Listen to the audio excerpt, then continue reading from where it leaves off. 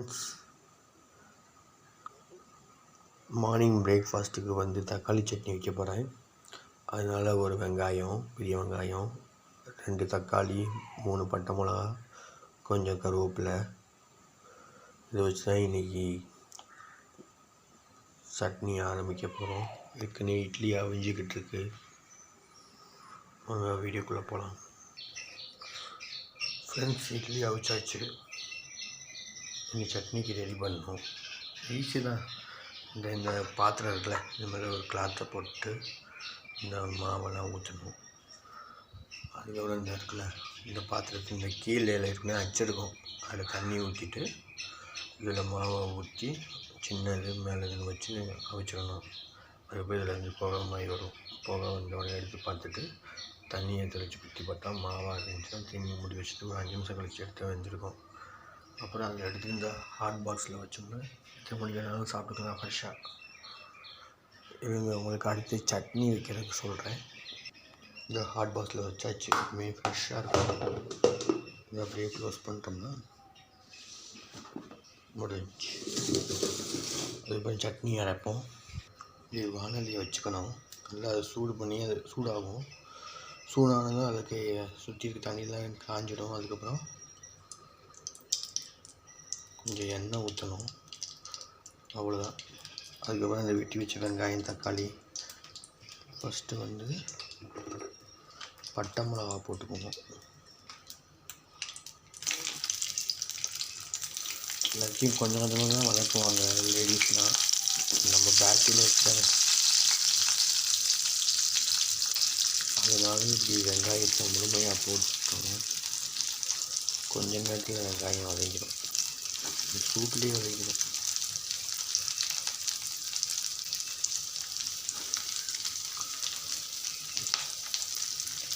ஏதாச்சும் ஒரு கரண்டியை வச்சு வெந்திக்க வேண்டியதான்.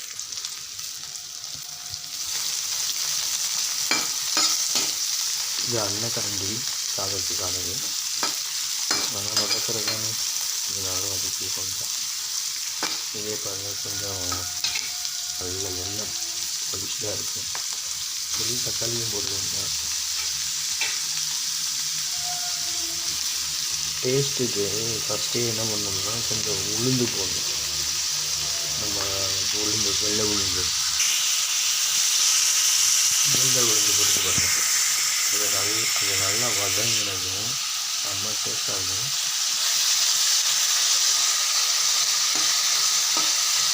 இன்னும் சமைக்கிறது ரொம்ப கஷ்டங்க. சமைக்கிறது கூட ஈஸி, என்ன சமைக்கிறதுன்னு யோசிக்கிறதாங்க பெரிய ப்ரெஷராக இருக்குது. இது வதங்கட்டும்.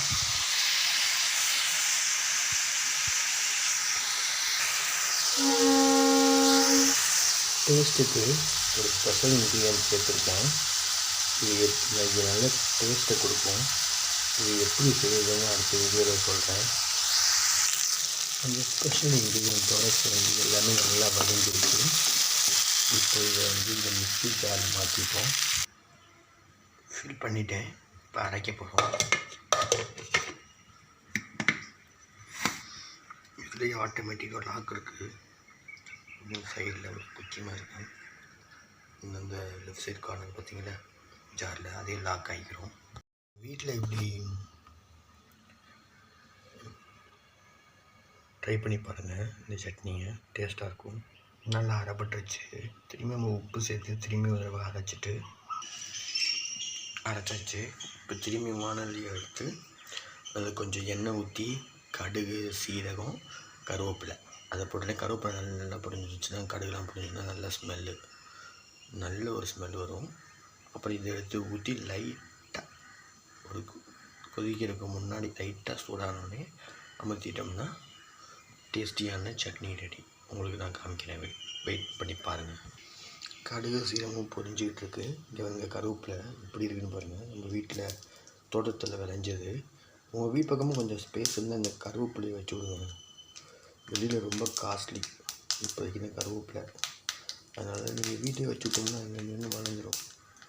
நல்ல யூஸ்ஃபுல்லாக இருக்கும். நல்ல ஒரு ஸ்மெல்லு. நல்லா பொரிக்கிட்டு வச்சுக்கிங்களா, அது அப்படியே கருவேப்பிலையோட கலர் சேஞ்ச் ஆகும். நல்லா கிறிஸ்பியாக இருக்கும். எடுத்து வச்சாச்சு.